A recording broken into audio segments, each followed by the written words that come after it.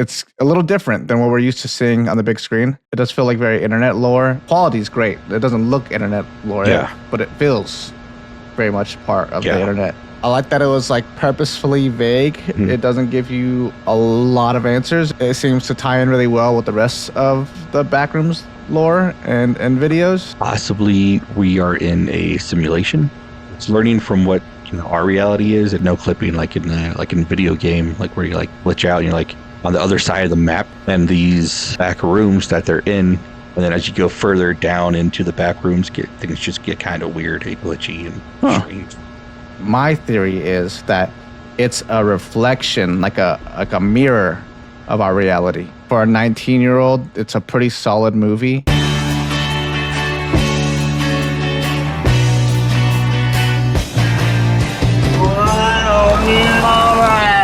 Oh, Christ. How you doing? Pretty good. Cool. There are a lot of good podcasts out there dedicated to watching and studying film. Oh, yeah? Not to worry. There's a new podcast in the making. Cinema Rolls Podcast on YouTube and Spotify and some other platforms too. You ought to like and subscribe. Okay. Okay, we'll be there. So you need a link? No. I can look it up. Thanks. Yeah, well listen, you ought to ditch the two geeks in the car with now and get in with us, but don't worry, we'll talk about that later. I'll see you later, alright? Bye. I love those Latinas, man. Hey, I know you. You run podcasts before.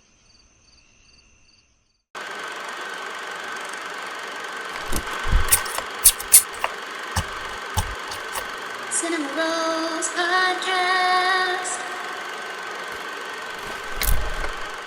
Welcome to the Cinema Rolls Podcast.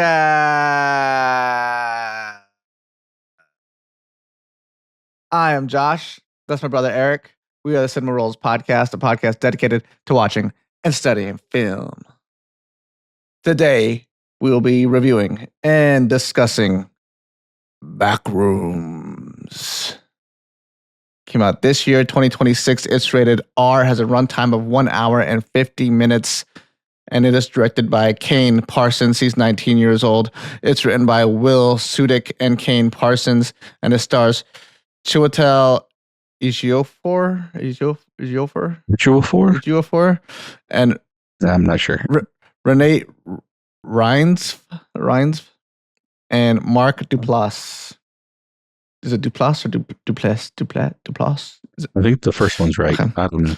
Well, I think I got all of those names wrong, but they're in this movie, so I think you got the director's name right. Right. Yeah, you want to tell them what this movie's about, brother? Yeah, so it's about a man who works at a furniture store. And one night he stumbles upon the back rooms. He kind of like glitches through a wall and he's suddenly in this empty office building looking area and he doesn't know what it is. He starts to explore. That's the synopsis. Yeah. What did you think of this movie? Did you know much about the Backrooms prior to seeing it, or not a whole lot? After seeing the trailer, I looked into it a little bit more. I watched, I want to say, like 3 or 4 of Kane, his like short videos that he did. That is what's inspired the movie. So I know a little bit of the lore, I guess. No, I enjoyed the movie. I thought it was good.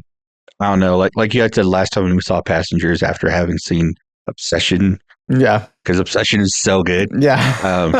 That anything else, like any other horror movie, is just like, it's not bad. It's just right. Wasn't, it's a not. This was a rough month to come out with a horror film. Yeah, for sure. But I still liked it, and I would say I liked it better than Passenger. Me, having seen a little bit of the stuff before, it just seemed like more of the same that he's already done. It just, expanded a little bit. Overall, I did enjoy it. I think the acting was good. Got some good actors in it. Yeah.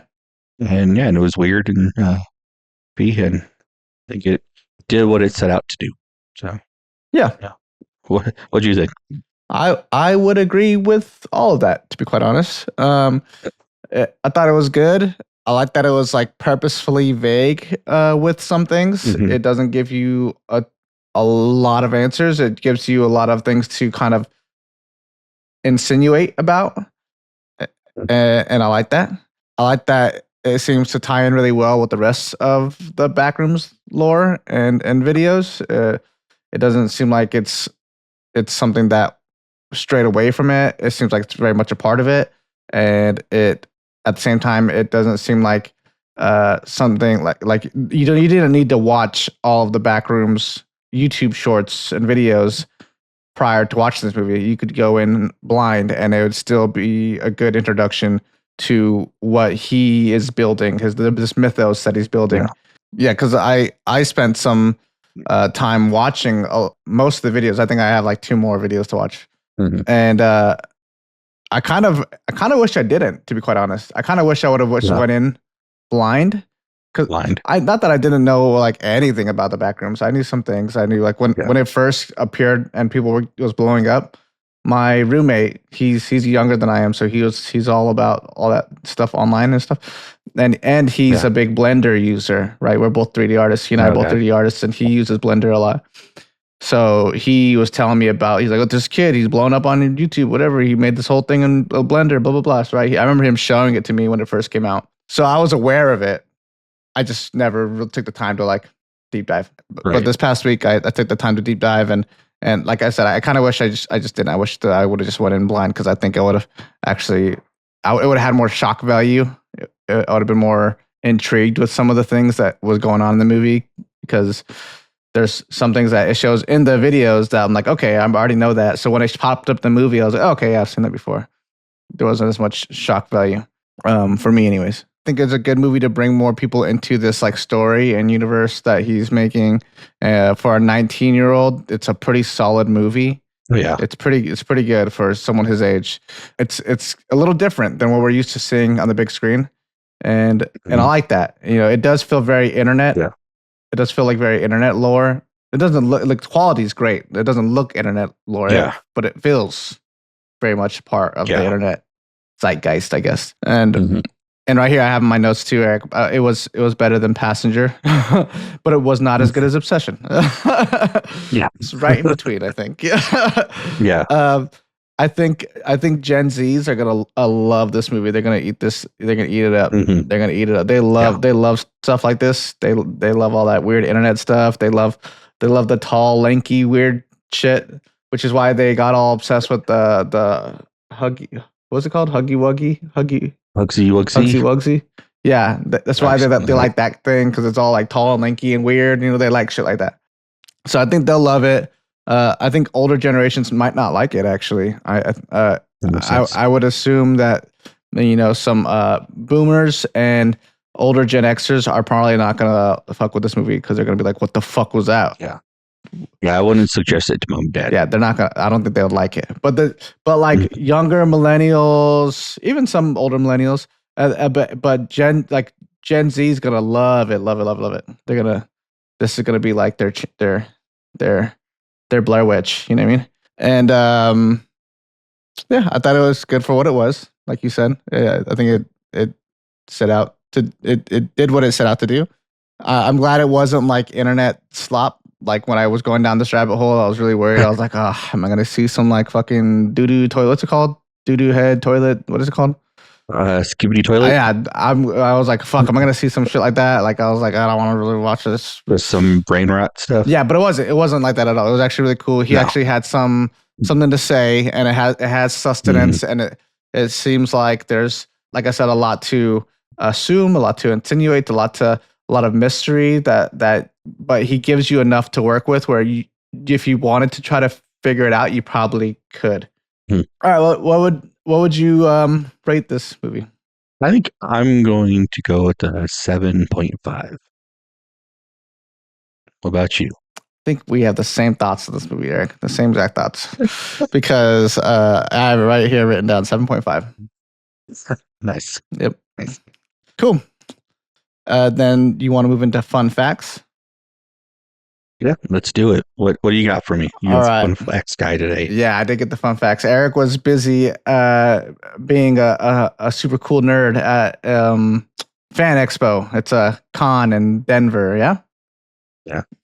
more so being a super cool uncle, because I mostly did things with the niece, and then Lolly went with you?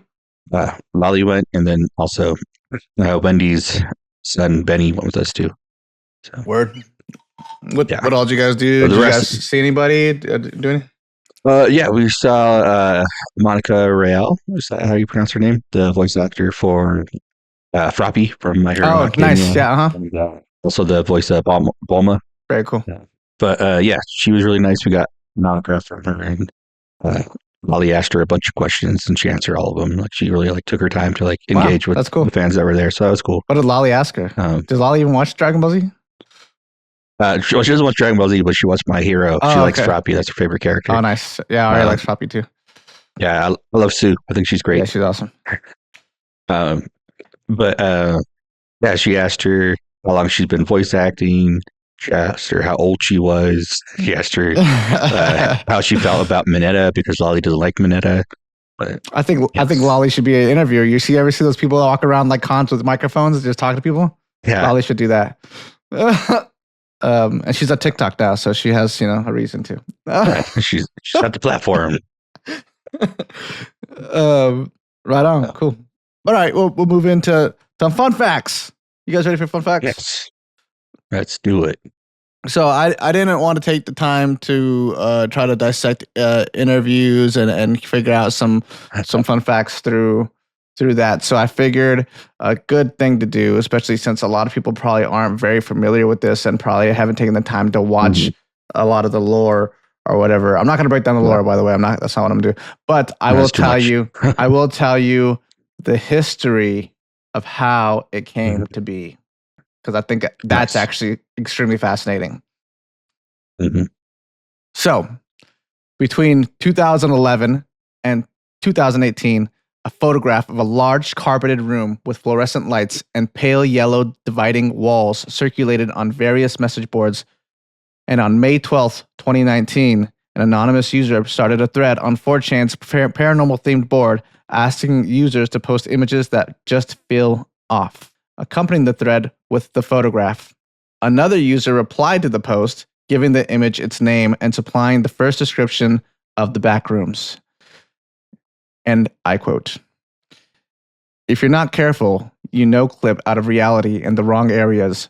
You'll end up in the Backrooms where it's nothing but the stink of old moist carpet and madness mono yellow, the endless background noise of fluorescent lights at maximum hum buzz, and approximately 600 million square miles of randomly segmented empty rooms to be trapped in. God save you if you hear something wandering around nearby, because it sure has hell heard you." Spooky. That was posted by an anonymous user on May 13th, 2019. So this concept became extremely trendy on the internet, and it started to create a bunch of forums and subreddits by the name of Creepypasta and Backrooms. Well, I think Creepypasta already existed, but it was a popular topic within that subreddit. Yeah. People just kind of kept adding to the lore, different levels and different entities that may reside in them. 2019, and I think I talked to you about this before, Eric, and we first saw the previews for Backroom. 2019 was also the year liminal spaces became extremely popular on the internet as well. To be quite honest, I never understood the trend. I never got it. I'm a really artsy person, and I think I think architects and interior designers were like, "Bro, we've been trying to tell you guys that this shit is cool, bro.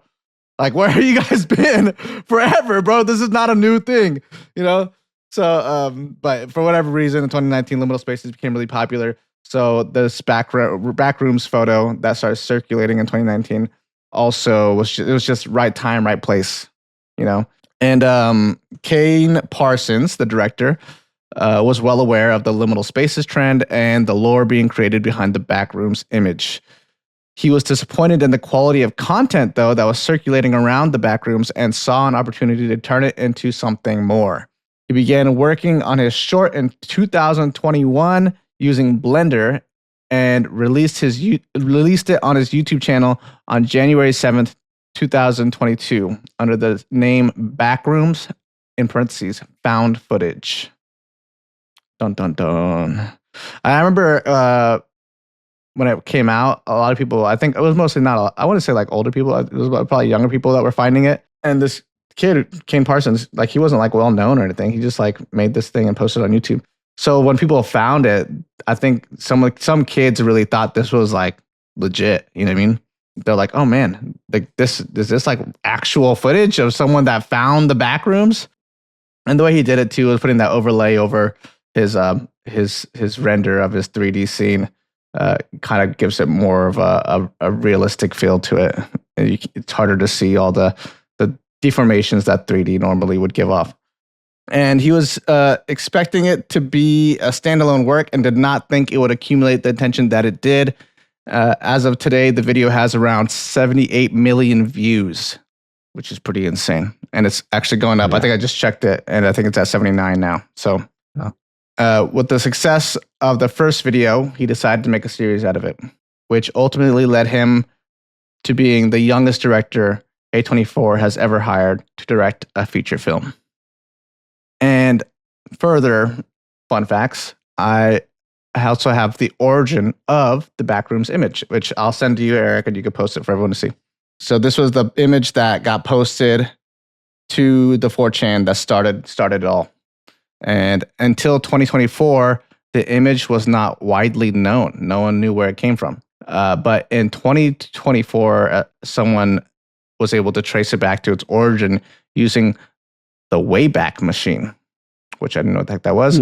But it's a digital archive of the World Wide Web, and it allows you to go back in time and see how old websites used to look, I guess. And they found that the image was taken during a renovation of a former furniture store in Wisconsin, which is why I had the partitions and like fake inner walls and stuff like that. That area of the store had extensive water damage, and it required that area to be cleared out, which is why there's nothing in it. The building was eventually acquired by Hobbytown. I guess it's an American hobby shop chain. And they turned that area into a radio-controlled car track called a Revolution Racing. And the room's original layout is now gone. And that's all I got. That's the history. That's how it all came to be. That's awesome. Yeah. I think it's fascinating how a small idea, especially when you put like a bunch of different people's minds to it, right? Like a place like the internet, it's like a petri dish. You know what I mean? Yeah. And it just grows, and then it starts to snowball into this crazy thing. And now we have a movie about it. You know what I mean? Like it's pretty insane. Which there's another thing like that I'll talk about during recommendations. Did you have any anything that you might have stumbled upon or anything like that? Any fun facts or anything you want to reveal before we move on? No, I think you pretty much covered everything I knew. Okay. Yeah. Cool. Yeah. Right on. Well, we'll move right into recommendations then. Do you have any anything to recommend, brother? Anything to recommend? I'm sure I would if I took the time to think about it. I could go first if you want me to. Yeah, you go first. Okay. You think about it. Well, and we'll get back to you. The first thing I have is the Marble Hornets web series. This, let me teach you all you kids out there that you probably maybe not know about this. Let this old man teach you a little bit about internet horror before the Backrooms, before Hugsy Wugsy. Josh is going to learn you. Yeah. We had Slender Man.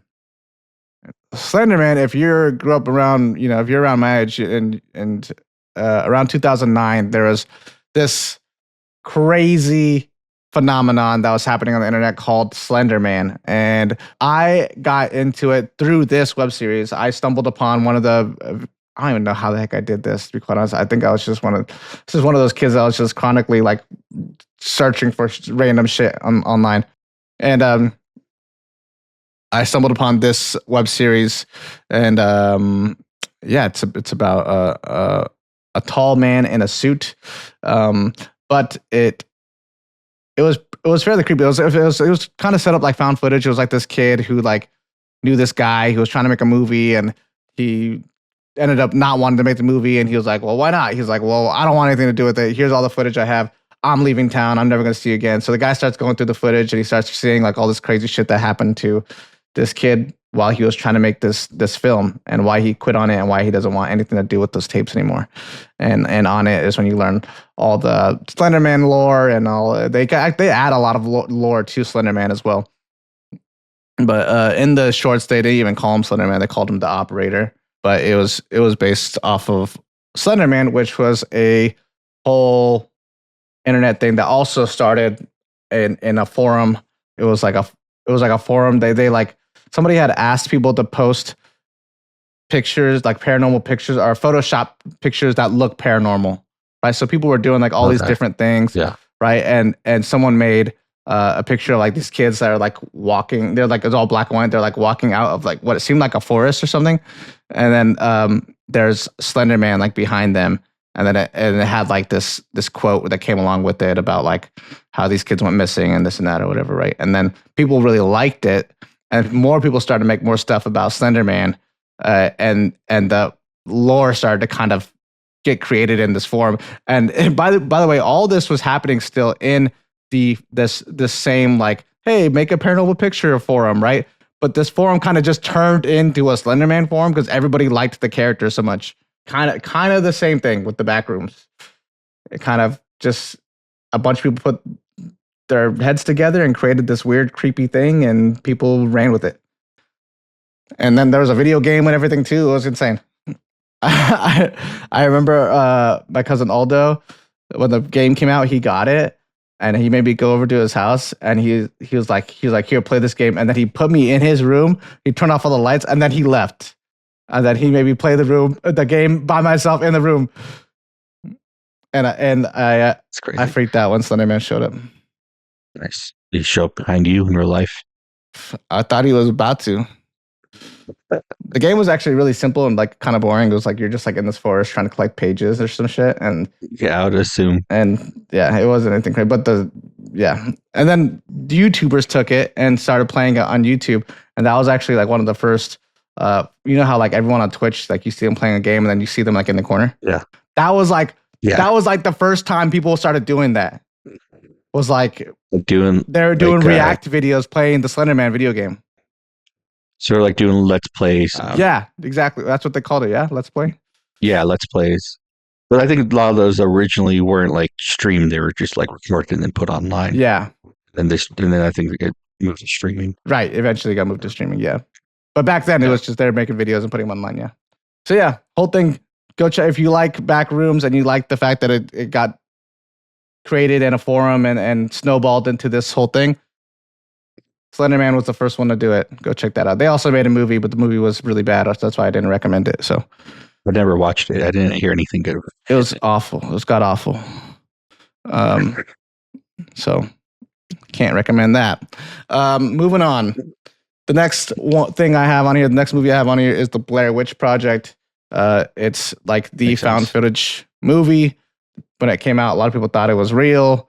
And I think I saw an interview with Kane Parsons. I think somebody asked him about the found footage stuff, and he was like, "Yeah, I'm subconsciously pulling from the Blair Witch." He's like, "Saw that movie when I was 10," and he's like, "I've always been fascinated with found footage and this and that." And I imagine his fascination started here with Blair Witch. Makes sense, yeah. The Blair Witch Project, 1999. It's a good one. The next one I have on here is Grave Encounters. We've talked about this movie on the podcast before. Well, at least I have. I remember telling you about it. And it's like, it starts off extremely satirical, making fun of like ghost hunting shows. Okay, yeah. And then they actually run into some serious shit, like on some Scooby-Doo shit. It gets pretty crazy. It's pretty good. I like it.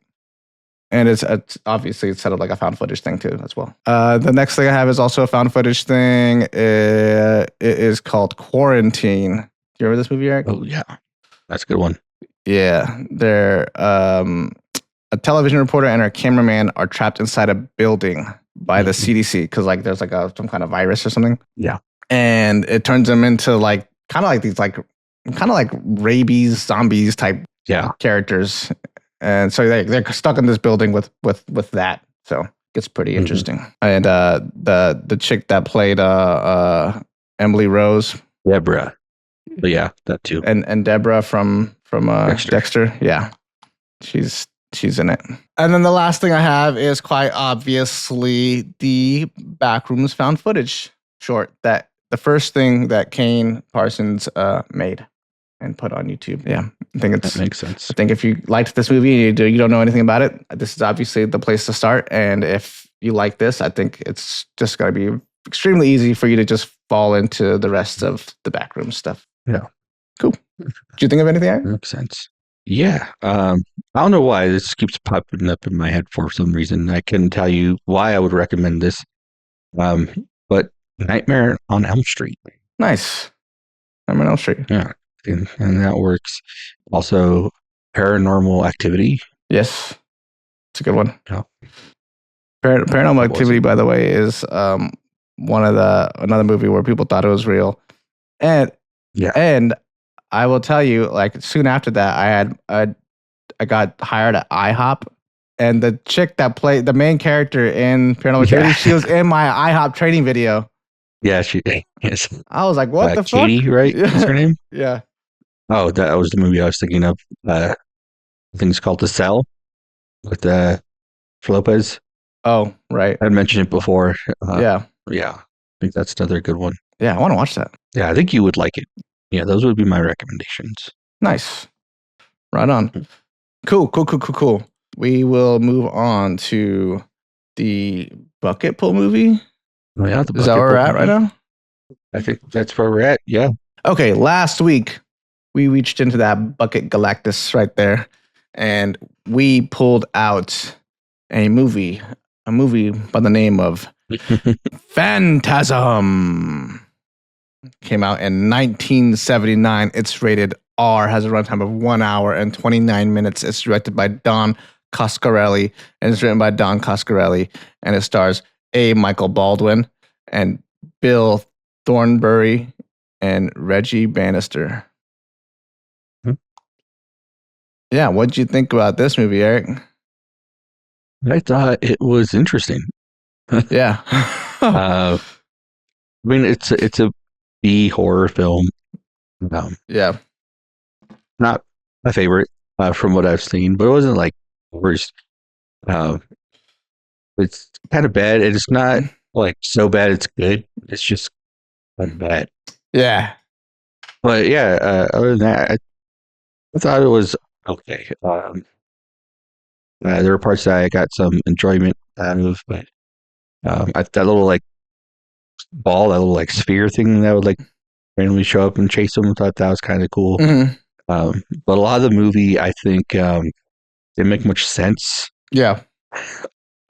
And I kind of feel like the people that made this, like they had like ideas. Multiple ideas. That I thought would be cool for like be put in a scary movie, but they didn't have no like clear way to like connect it all. Just like shoved So it they all just, in there. Yeah, they're like, Yeah. let's just put that in there. That'd be cool. Yeah. Why? It makes no sense, but do it. Yeah. But yeah. So I mean, if you're into like B horror films, you'll probably enjoy this. I just don't think it really was for me. What did you think? No, yeah, I am right there with you, brother. I'm not a huge B horror fan. I think I was at some point when I was like in high school.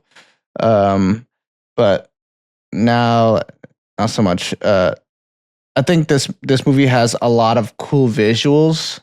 Like visually, it's pretty striking. Like it's pretty solid. Like the labyrinth, the marble labyrinth, super cool. The floating silver orb, super cool, right? The even the portal that goes into the Munchkins realm, you know, they're not Munchkins, they're dwarves, but like they're the portal and the realm itself, pretty cool. The nightmare he has where the tall guy, is that what they call him? The tall man? Yeah. The tall man. Tall man, yeah. Is standing over his bed. Pretty like visually pretty cool. And then there's a shot where he pulls out like an old photograph and like it's of the tall man. He like turns and looks at him. Sure. That was cool too. So there was a lot of cool stuff in it. Like I could see why, like if you were if if you're like a Gen Xer, right, and this was a movie you saw as a kid, I could see why it would stick with you. And I could see why in your kid brain you'd be like, this was a good movie because it stuck with me and I remember all this crazy stuff from it. Right. But like you said, it's just not written very well. And people are going to be like, well, it was all a dream. So anything can happen. Right. So like it's now the dwarves make sense. Now the silver orb makes sense. Now the finger makes sense. Right. Oh, yeah. It's like a cop out to not connect the dots at all. You know? So I personally didn't like this movie very much, but I like I said, the cinematography is awesome. I like a lot of the stuff in it. Visually, it looks very cool. Yeah. But it just there was at the end I was really hoping it'd give me some kind of answers to things or give you no answers. Or at least like I said with the Backrooms where like it insinuates some things. At least some of that, right? It doesn't even give you any kind of anything to lead on, you know? Nope. Just gave you more questions. Yeah. Boy, you play a good game, boy. Yeah, I wish they would have I wish Don Coscarelli would have just got someone else to write it and then he directed it. I think that would have been really good. Yeah.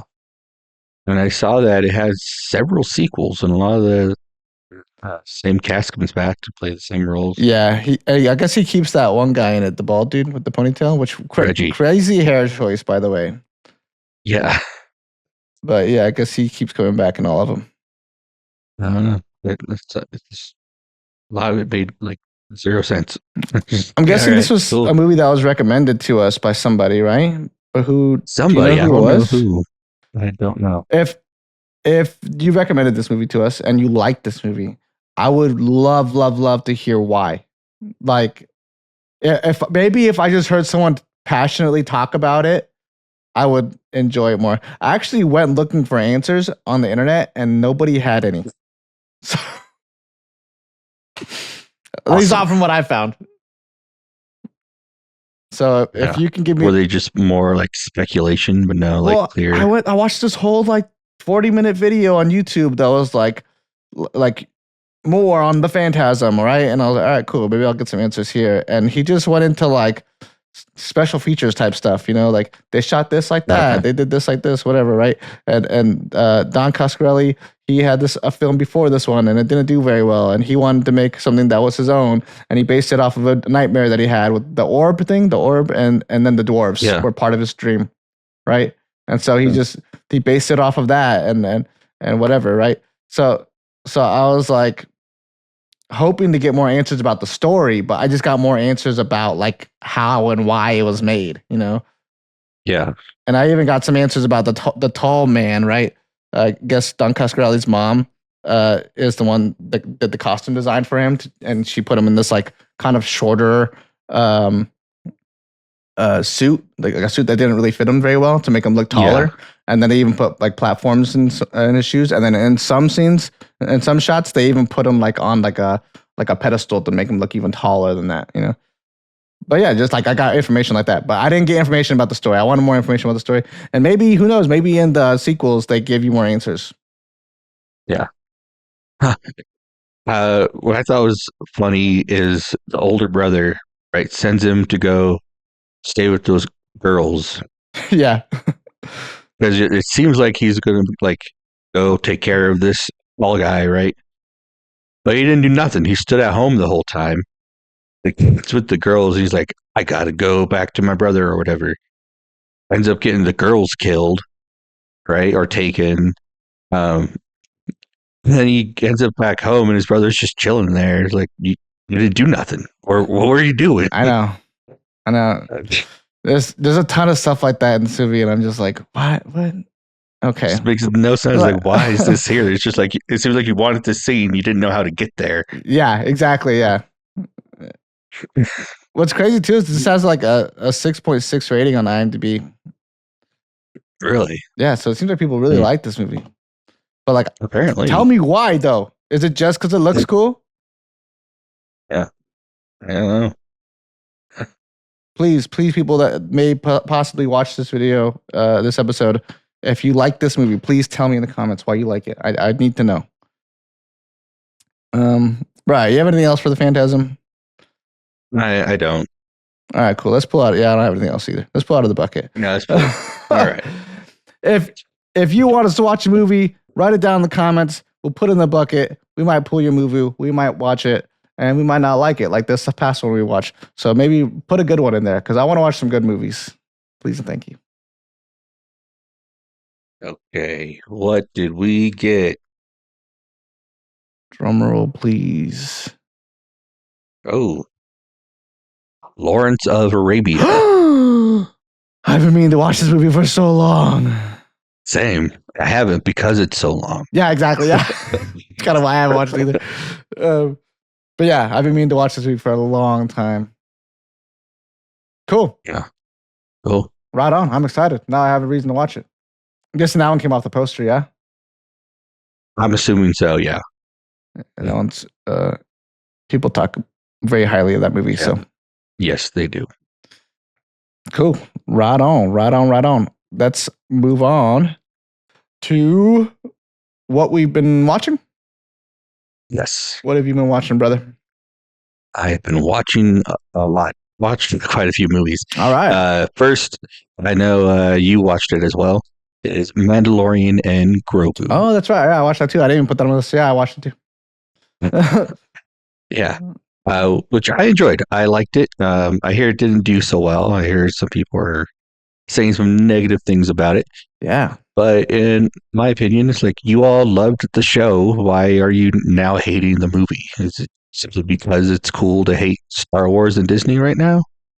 I don't know. Honestly, like I liked it too. I wouldn't say it was amazing. It didn't blow me away or anything, but I don't think it was bad at all. No, I don't think it was bad. I will say the only thing that bothered me about it is one, it was long, but it was long because it felt like it was supposed to be a season, like a whole season. It felt like it was supposed to be a whole season, and then instead of it seemed like some Disney executive was like, no, we need to know how much money the Mandalorian could actually bring in. Like we don't want to spend all this money on a whole season.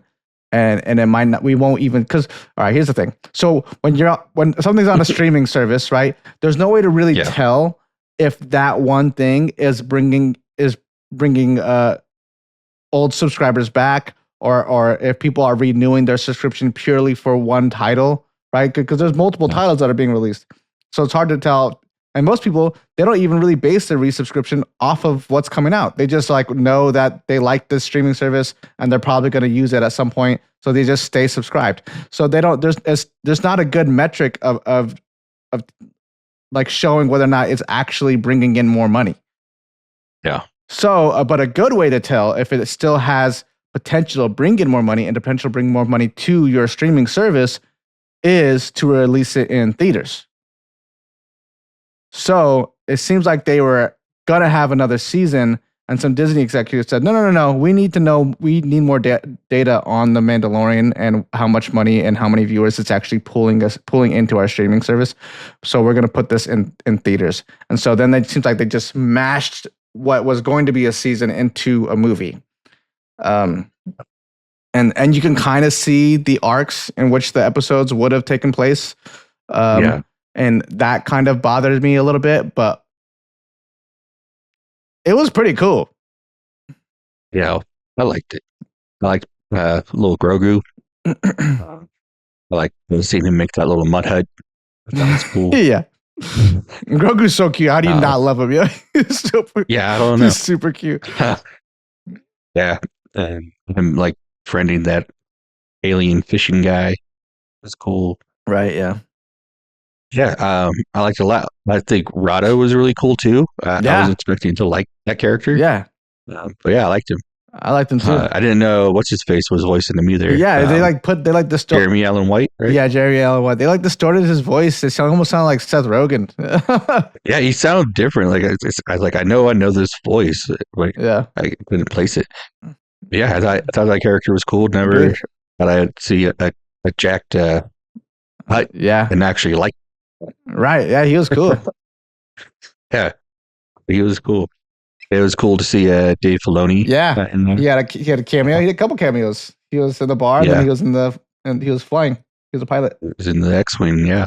So yeah, overall, I thought the movie was good. So I don't know why people are hating on it so much. Yeah. Also, I feel like Dave Filoni and Jon Favreau, they for this what was going to be this a new season, but then ended up being a movie. At least I think so. This is my assumption. But it seems like they took a lot of their favorite movies and mixed it in there with The Mandalorian. Right? Yeah. I felt like in the beginning it felt very Top Gun. Yeah? Yeah. With the X-Wings. And then the pit felt like Gladiator. I was waiting for someone to go, "Are you not entertained?" Right? Like Blade Runner. Even Oh yeah. even when they go to Martin Scorsese's characters, like Little Hut, right? And they're like getting food and information, right?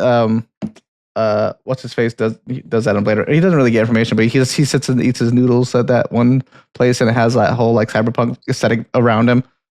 That felt very similar to Blade Runner. I did like that planet. I thought it was cool, and the music that they played during Yeah. there was awesome. Yeah. Ludwig Göransson, right? Ludwig Göransson. Is that who did it? Yeah. And Awesome. and it was funny because he had to stay similar to the Mandalorian theme, right? But he made his own kind of version of it. And as soon as that like drum track kicked in, I was like, okay, Ludwig. Okay, Ludwig. Doesn't he have like 2 Oscars? I think maybe more. Yeah, I think he might have 3 composing. now. Yeah, he's killing it, Yeah, he is. and I think he's doing the Odyssey too. So he's getting a I 4th. think he's gonna get another one. Yeah, I think it's I forget which one. I think he's doing another movie that's coming out soon, and it's a big one. I want to say it's the Odyssey. It might be the Odyssey, or it might be Dune. I forget which one. But yeah, I think he's gonna get another one. Okay. Yeah, no, that makes sense. Yeah, good movie.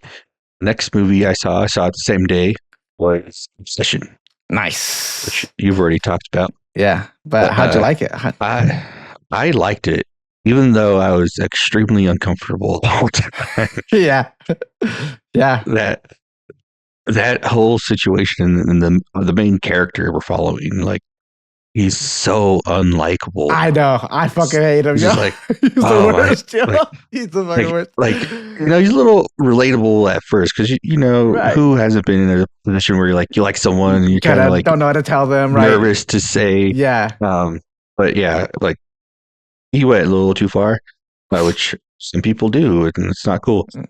yeah. No, at the beginning before he makes the wish, when he just straight up asks him, "Do you like me?" That's his chance right there, right?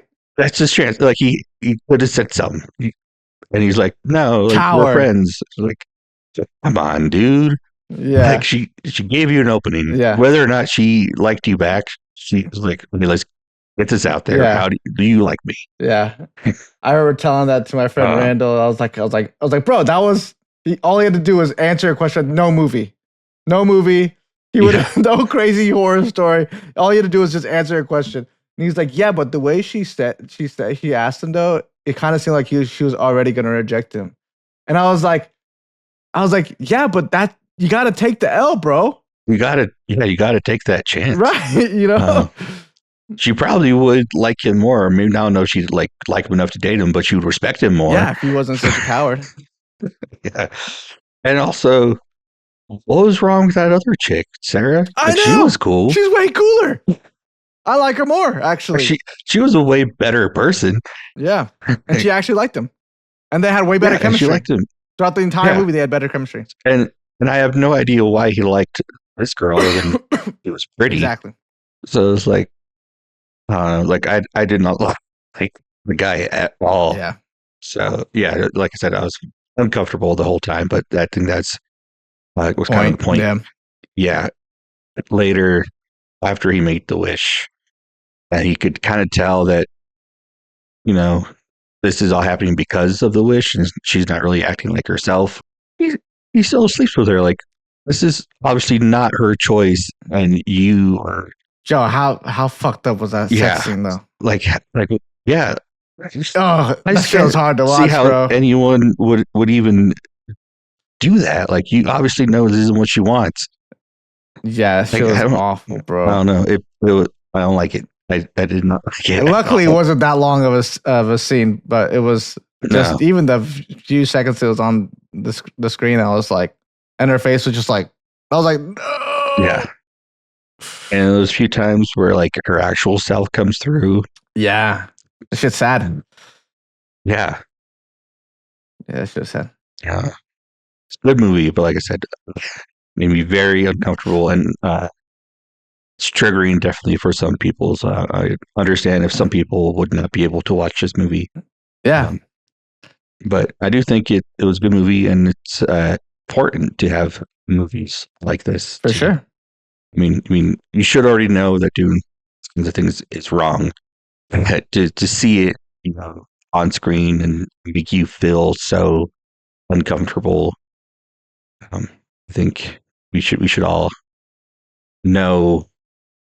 I mean, we should like go through like that kind of experience, but we should understand or try to be understanding of people that are in certain situations or Yeah. have been through certain situations. Yes, So agreed. Yeah. mhm. Do you understand my list of triggers now? List of people that might be triggered by it? Yeah. Yes, Yeah. definitely. Yeah. It might be a hard watch for some people, Yes, but we're good. very good. Yeah. Very good. So the next movie I watched after that, so I watched it the day after, was I Love Boosters. Nice. Have you seen this yet? I haven't seen it yet, but I want to. It's good. It's just as weird and crazy as you would expect it to be from Boots Riley. Nice. I like the characters that they were. It looks fun. Interesting. Yeah, I didn't even watch a trailer. I had no idea what this was about, but it has similar themes and elements as Sorry to Bother You. Okay.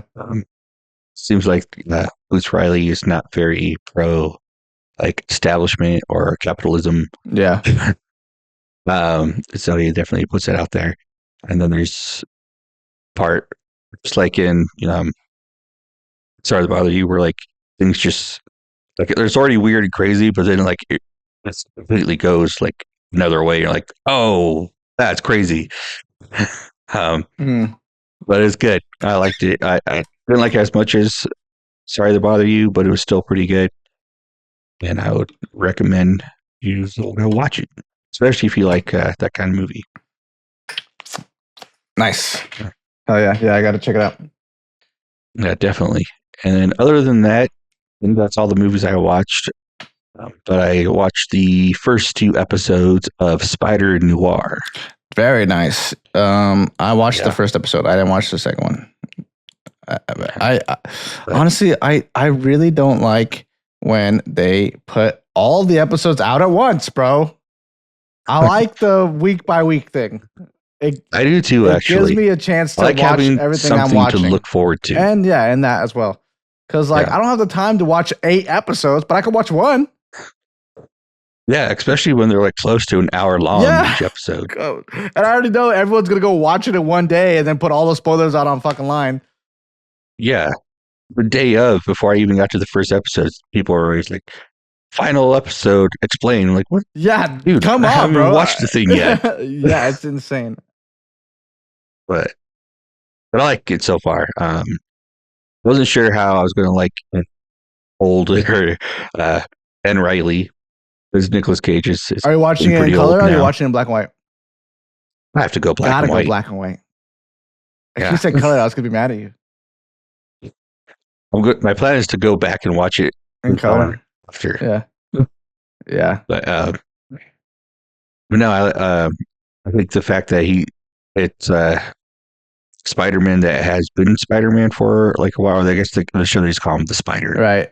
But then he like kind of gave it up, and so he's this older, grizzled Spider. I think is pretty cool. Yeah. I like all the PI stuff. I like villains that they've shown so far. Yeah. I think it's cool to see like guessing it's a Prohibition era, right? Yeah. Version of the characters. Prohibition. The mayor's like saying he's going to allow alcohol. Yeah, and it's a depression. Depression. Yeah, I think it's good. I like Robbie. It's cool. I like that actor too. Yeah. Yeah. So far, I'm enjoying it. I'm looking forward to watching the rest. Nice. Yeah, I agree. Yeah. I really like the cinematography.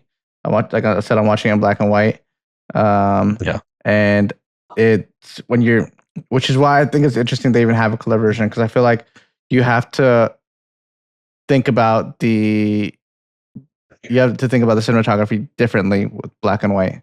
Right. With black and white, it's all about values, right? It's all about contrast and values. And so like all you're really doing is focusing on the light and where the light's hitting and how much light you're getting, you know? Yeah. Whereas in color, now you have a lot more to think about because there's a lot more colors than just two, you know? Like, yeah. So, you got to think about it in a very simplistic way, and the way you work with that simplicity will make the cinematography very beautiful. And I think they did a very good job with it. It's pretty good. Yeah, it looks cool. Yeah, it does look very cool. Yeah, and I believe that's all I have watched so far. Nice. So, what have you been watching? I watched the Backrooms web series videos, whatever you want to call them, and they were interesting. And yeah, I'm hoping this kid starts to wrap it up. You know what I mean? Yeah, he's been doing this for a while, and now he has a movie out. I feel like wrap it up. You know what I mean? But I watched Spider-Noir, and then Mando, and I watched Euphoria. I've actually been watching Euphoria. I keep forgetting to bring it up. But I don't know if this last episode was a season finale or if they're gonna keep going. I don't know if they're going for 10 episodes, but this last episode was, I think, episode 8. And I know it's been getting a lot of controversy, as it normally does, and there's a lot of people that are like talking really bad about it, and I'll agree this is the worst season. But and the first season's so good. The first season is so good. It's all about just addiction and grief. I know a lot of people think of Euphoria as like this like slutty teenage like slutty show, I guess. Or degenerate show, I guess you would say, right? Yeah. A lot of people view it as that. And I think it has become that for sure. But in the first season, it wasn't. You know what I mean? In the first season, it was all about drug addiction and grief, and how grief can sometimes lead you to drug addiction, right? And dealing with those things. And dealing with those things as a teenager, right? Mm-hmm. And it's very good. And then the second season, they started to lean more into the drama within these high school kids. And, you know, they added a lot more sexual drama to it. And social media took off with it. They loved it. They ate it up. They're constantly talking about it.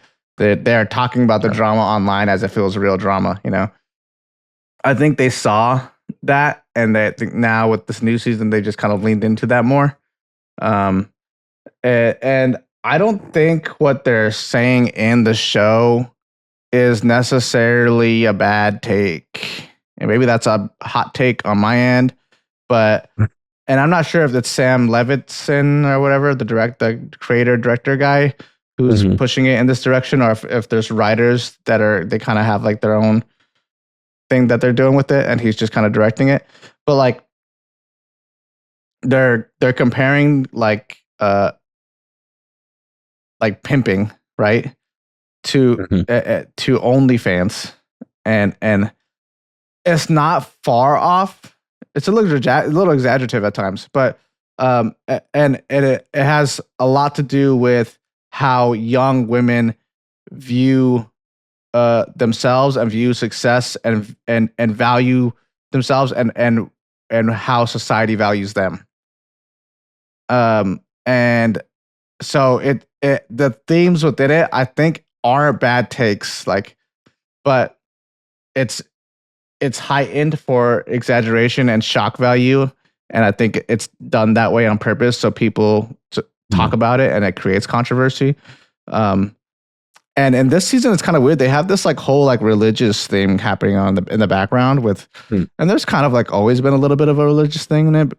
Like the main character Rue tends to always go back to like a church or something or you know or whatever, and she's going to AA and stuff, and then AA is like very present. God's very present in AA as well, and so. But in this season, she seems like she's really starting to lean more towards to believing in God again and this and that. And so there's like this whole like religious thing happening in the background of all this like OnlyFans pimp drama, you know? But yeah, I think the way they go about it is purely for shock value, just so people will talk about it. Yeah. But I think what they're saying in it isn't necessarily wrong or a bad take. You're saying that the show is equating pimping and OnlyFans? Yes, because so with the pimp, right? He manages like all these different women.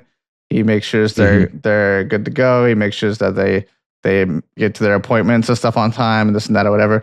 And then he's equating being a pimp to being an OnlyFans manager, right? If you manage OnlyFans models, right, you're in a way pimping out these girls. But the only difference, internet pimp. Yeah, the only difference is these girls aren't actually interacting with the men that they're doing like business with. Interacting, right. But if anything, it's on a grander scale. They're interacting with multiple thousands sometimes of different men. Online, you know, and it's still a sexual transaction. Money being money for sexual gratification, right?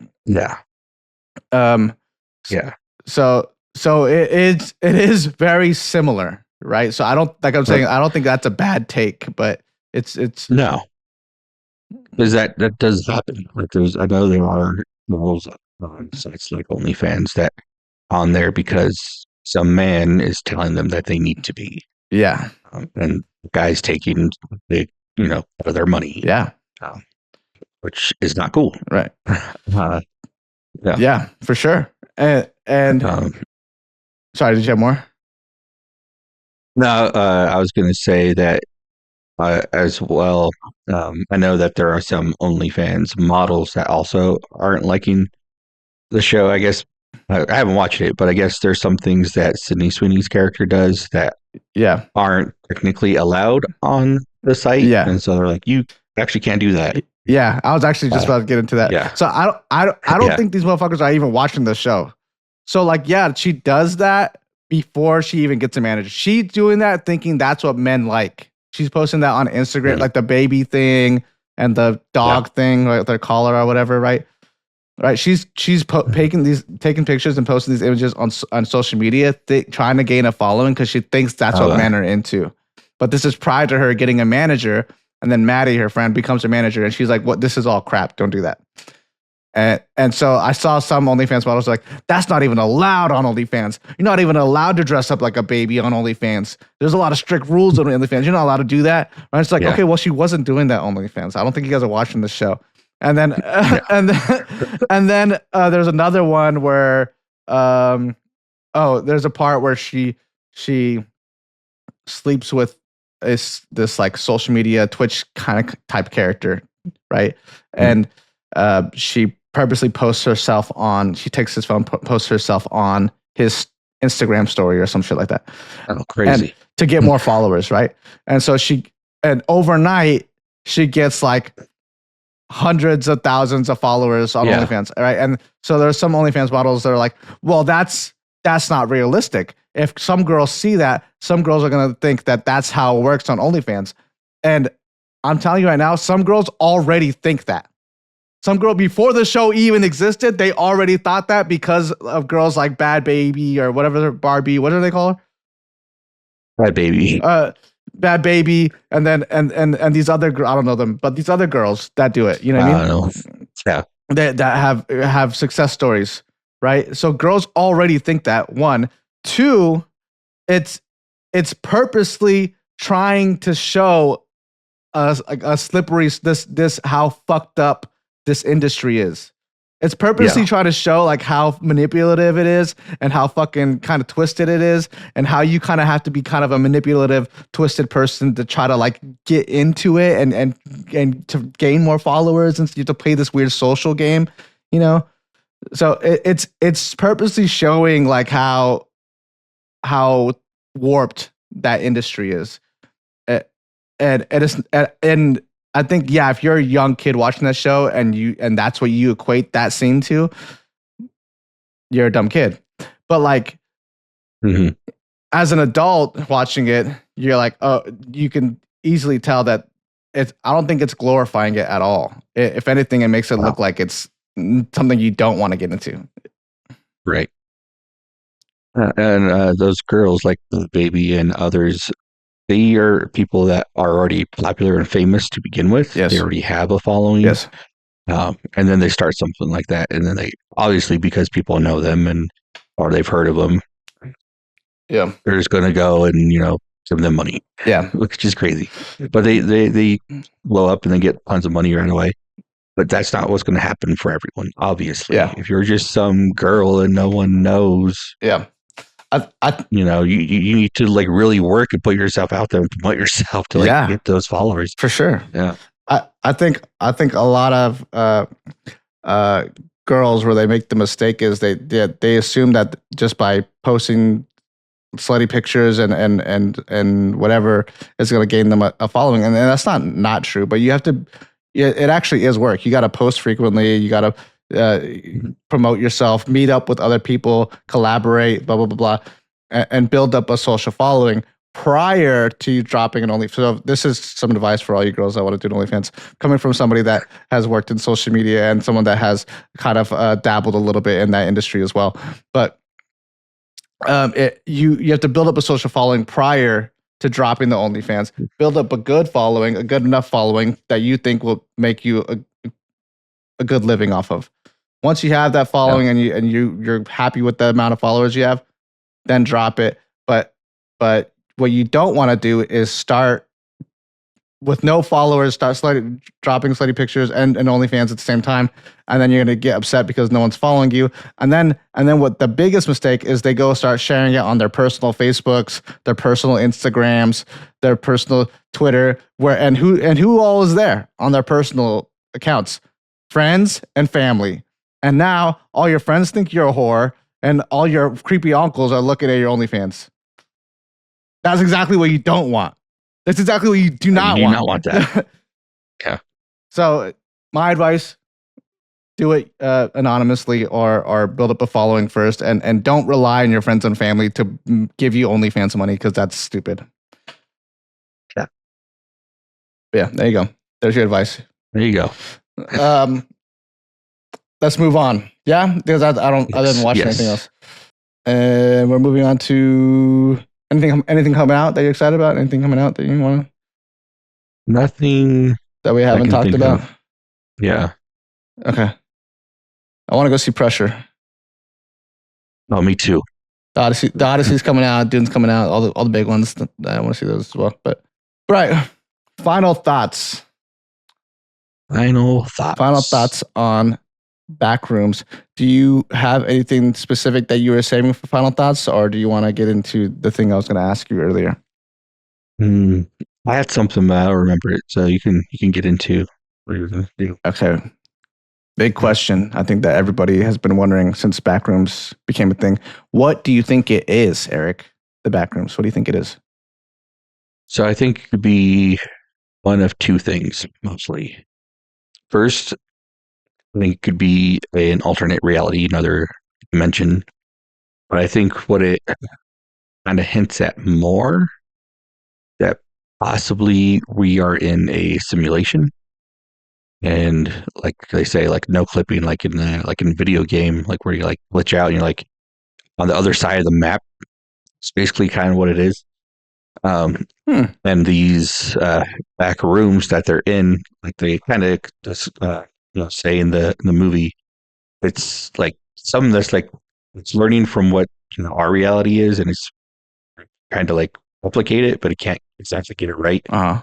And then as you go further down into the back rooms, things get more and more like twisted, Yeah. weird. Yeah. So yeah, I think it's like a program. Like we're like in like the best version of that, and we're in that simulation. But like when you like step out of that, things just get kind of weird and glitchy and strange. Yeah. Okay. I like that. I actually didn't think that. Think of that at all. To be quite honest, I don't know why I didn't. Normally, my brain would probably go there.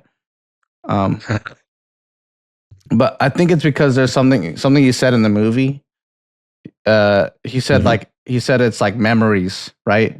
Like he's like when you try to remember something and you kind of get it wrong, it's kind of fuzzy, right? It's like that's what the Backrooms is for him. At least that's how he perceived it.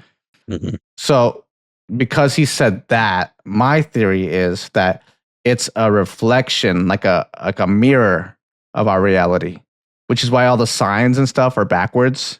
You know, like the stop sign was backwards. And even in the shorts and stuff, the signs are all backwards. So I think it's a mirror, like a mirror verse.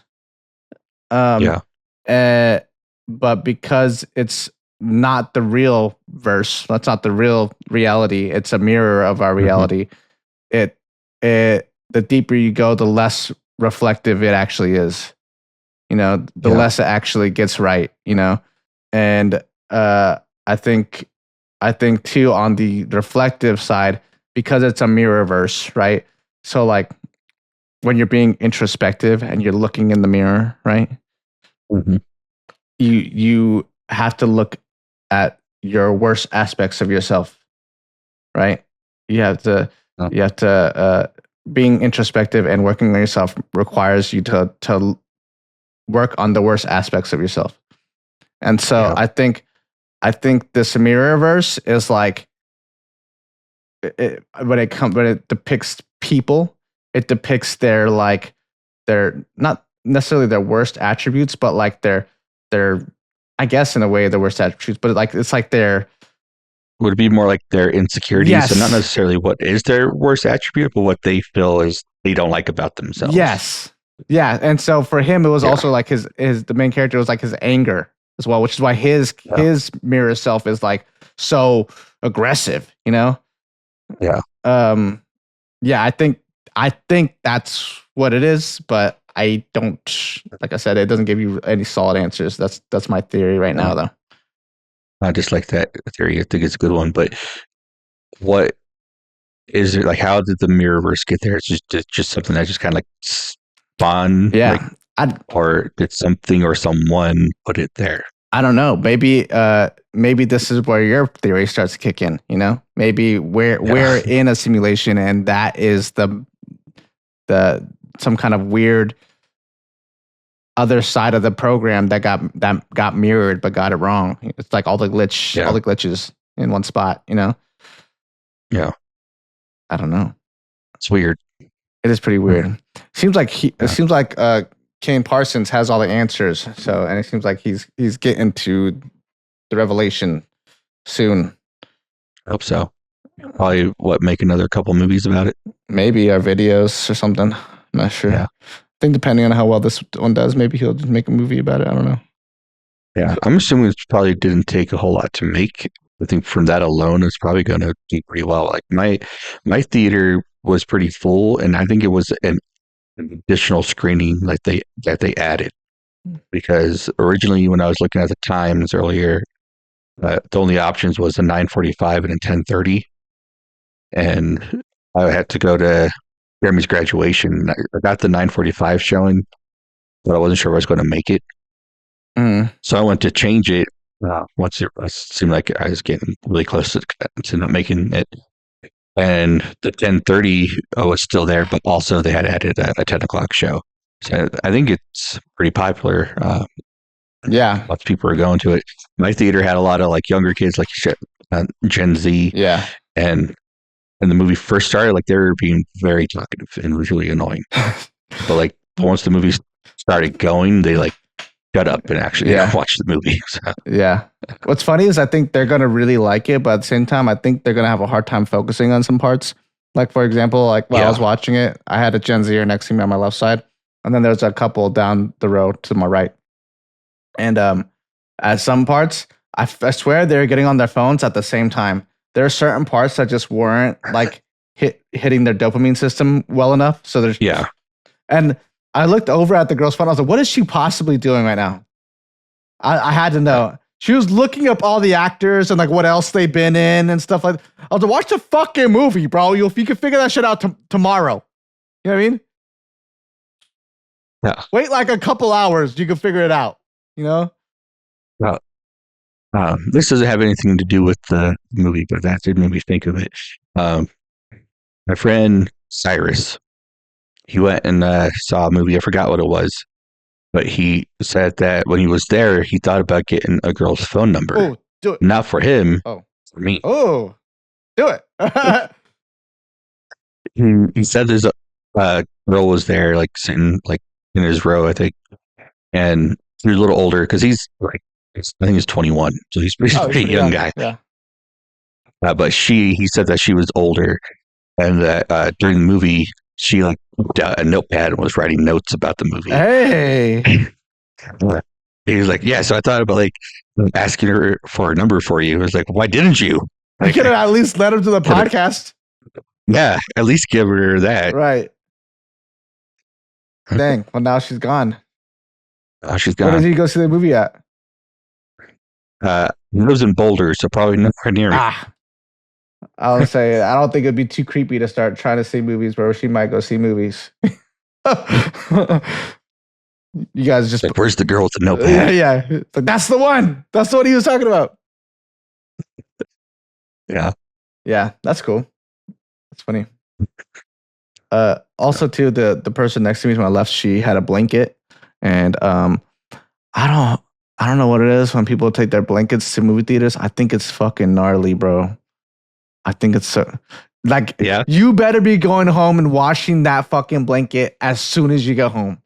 You just think there's a bunch of dirty people sitting in those seats? They don't ever clean them. Have you ever seen a movie theater person clean a seat?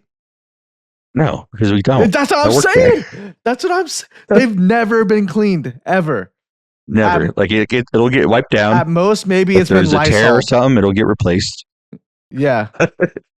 But yeah, it doesn't get vacuumed. It doesn't really get like clean. The movie theater cleaners, they walk in with a broom. That's not a good one to clean the a seat ushers. with. We do have like janitors that go in at the end of the day. Yeah.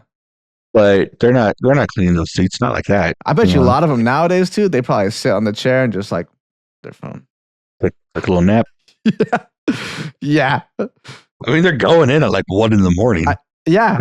I noticed a lot of people that work nowadays, and I don't blame them. That they're just waiting for a time to just like hide and get on their phone. Yeah. I don't blame them. I do the same thing. It's okay. But like I don't hide, I just do it. I just do it. Yeah, I don't hide it. But like but I know that's the majority of people do now. So yeah. So I'm assuming that's what the janitors are doing at night as well. Yeah, most likely. So yeah, if you're taking your blankets to movie theaters, burn it, get rid of it, get a new blanket. You know, because you're coming back with some kind of disease. Ratavirus. What's that new one? The hantavirus. Yeah, hantavirus. There you go. My friends were calling it the hentai virus. Hentai virus. Like, no, that's the virus you got in your computer back in the day. I think I got that one. That's funny, yo. Yeah. Oh, I got something interesting to tell you. What's up? So I went to the Fan Expo today, right? Our cousin Josiah randomly decided to go. Hey. So he showed up there. And while we were there, he was having a FaceTime call with his fiance, Nana, in Japan. She seems cool. Yeah, she's really nice so far. I haven't met her in person. She's commented on some of those podcast reels. Yeah, she was talking to me. We were in line, and she said that she listens to our podcast at night, and that she uses it to learn English. That's awesome. She's learning English by listening to our podcast. That's so cool. Thank you, Nana. So thank you, Nana. Thank you for the support all the way from Japan. We appreciate it. Yes, thank you so much. That's awesome. So we have at least one international viewer. Hell yeah, I love it. I love it. Yeah, it's awesome. That is great. Maybe we'll just get super popular in Japan. That just made my day / night. Yeah. That's awesome. So I thought it would be cool that you would like that. Yeah. That's awesome. Very, very happy for Josiah. I told him when he was going to Japan. I was like, if you don't come back with a girlfriend, bro, I was like, I'm gonna disown you. I didn't tell him that, but I pretty much told him like you are going to find your wife out there. And then like you're going to find her. And then I think he had reached out to me and he was telling me that he had got a girlfriend, and I was like, I was happy for him. I know at first he was having a bit of a hard time finding one. Yeah. So I guess a lot of them weren't really for like settling down. They were just like, just like dating, like kind of thing. But you found one. It seems like you found a good one. So yeah, she seems really cool. But anyway, back to the Backrooms. I feel like we've got really off topic. I wanted to ask you another thing. At the end, what do you think happened with her? I don't know. Because he's talking to the guy, right? Yeah. And then you see not her, but like the Backrooms version of her. So I don't know if they like kept her and they put her somewhere. I don't think that thing we saw at the end there is her. I think that's just the mirrorverse version of her, right? Yeah. Yeah. So I don't know what they did with her. That corporation, whoever they are, they seem pretty sketchy. Yeah. Like, because when they were like interviewing her, the guy like asked how she got there, right? So it was my assumption that they were still in the back rooms where he was interviewing her, like they weren't like in like our reality. So yeah, I don't know what they did with it. Do you have any theories? I don't know what they did with her, but I know when the movie ended, I like zoned out for like a second, and that happens a lot with my ADHD, right? I zoned out for like a second, and I didn't hear what the like last sentence he said to her. And so I asked Natalie, and Natalie was like, I forget what the fuck she said to me. But it didn't give me any answers as to what the fuck was happening, right? And so I was like, well, what happened? What do you think happened? And she was like, well, she's stuck in the back rooms, right? And she's like that shot of her like sitting in the chair, like that like weird version of her, that's her now, I guess, and that she never made it out. And I was like, well, no, I don't think that's it, because our main character, what was his name? Clark, right? He was in it, and then he had a Backrooms version of himself, right? So I was like, that's probably just her Backrooms version, and she did make it out.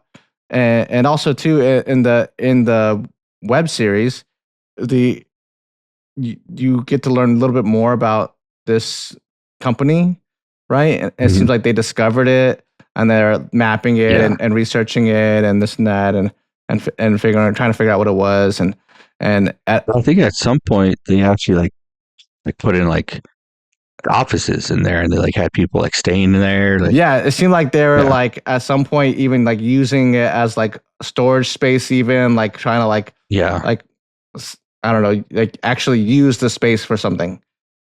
Which I was thinking about it. I was like, it honestly would be really smart if you found like another dimension. You could just store so much shit in there. You know what I mean? Yeah. I was like, hell yeah, I would start a storage facility company as well. You know? Yeah, just like Peacemaker's dad did. I didn't watch Peacemaker. Is that what he did? Yeah, that's funny. I just store a bunch of shit in there. So I think at some point they were doing something like that. I was passively watching the series, by the way, while I was working. So like, there's some stuff I missed. There's Kane Parsons obviously really likes commercials. He has some in his web series as well. I think it's honestly just a good way to display information about the world that these characters reside in, you know, like when he's watching commercials and the other furniture guy pops up and he's like, fuck that dude, right? So then it gives you a little bit of information about like, oh, he has some competition and he's obviously dressing up, doing this whole pirate theme because this guy has a theme too. What was his theme? Western He theme. has a Western theme, right? So he's like, hey, I'm gonna do pirates, you know, and he's trying to like put this commercial together to compete with him, right? So like just showing that commercial and showing his reaction gave you a lot about information about that guy's character. Yeah. So I think that's why he likes him. But yeah, I think it's. Sorry, go ahead. I think it's interesting that Kane Parsons seems pretty fascinated on like 90s like stuff because the first short he did with Backrooms was, I want to say, set in the 90s. It seems like this movie set in the 90s with the technology and the furniture stuff. Yeah. And yes. So I think it's interesting because he's 20. I think he was 19 when he actually made the movie. And so he wasn't around for any of that. So I think he's fascinated by that decade. I was discussing this same thing with Natalie on the drive home. And I was telling her that I noticed that a lot of people around his age, they really like stuff like that. Like, for example, my ex-coworker that I told you about, his videos gained a lot of popularity on Instagram. He was like these little animated shorts that started gaining a lot of popularity. A lot of environments that his characters hang out in are like that. They have those like that like old like Midwest like furniture from the 90s that is like has like those like decorative cushions on it, that like the wood panels, you know, and then the wood panel walls and the fluffy carpet, right? They really like that aesthetic. And then I want to say they like it. I think they find it weirdly comforting and eerie at the same time.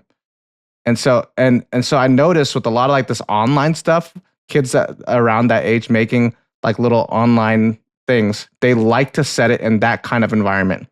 And I was like, well, why? What is that? What is it that about that's connecting with them, right?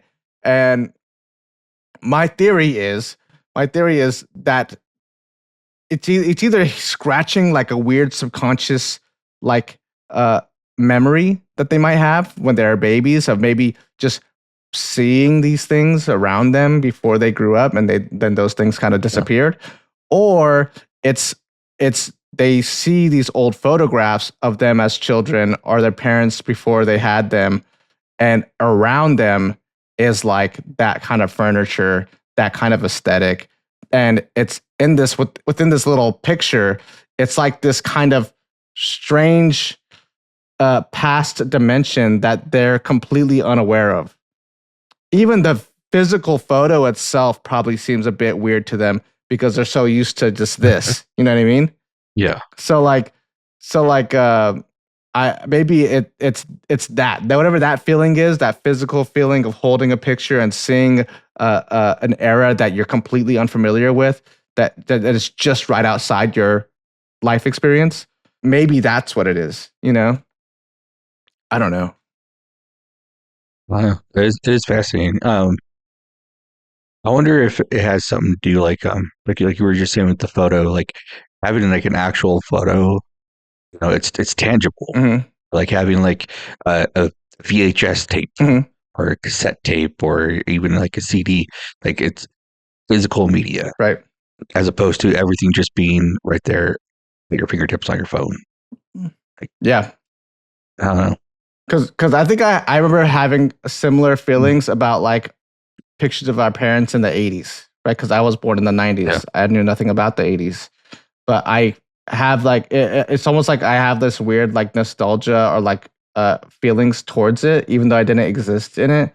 Just because I've seen images of my parents and people that I know and love within that era. They existed in that era, you know what I mean?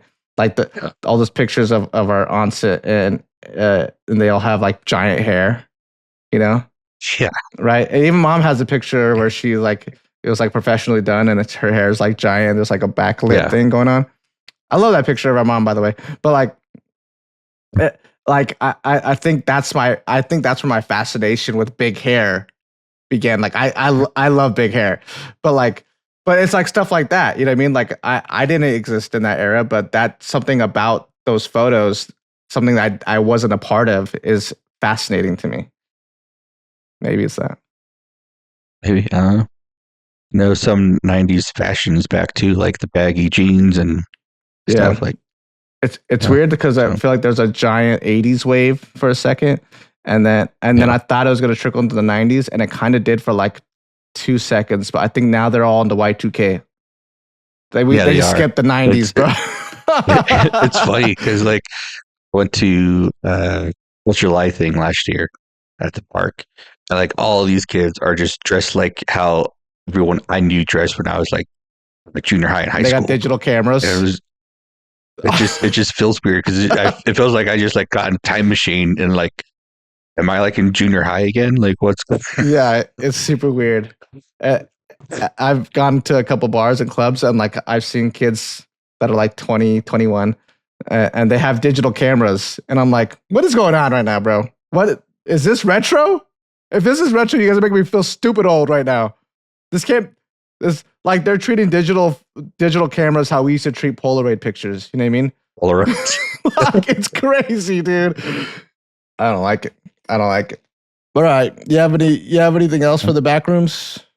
Or for Backrooms? I don't think so. I don't think I have anything else either. Thank you, everyone, for listening. Thanks for stopping by.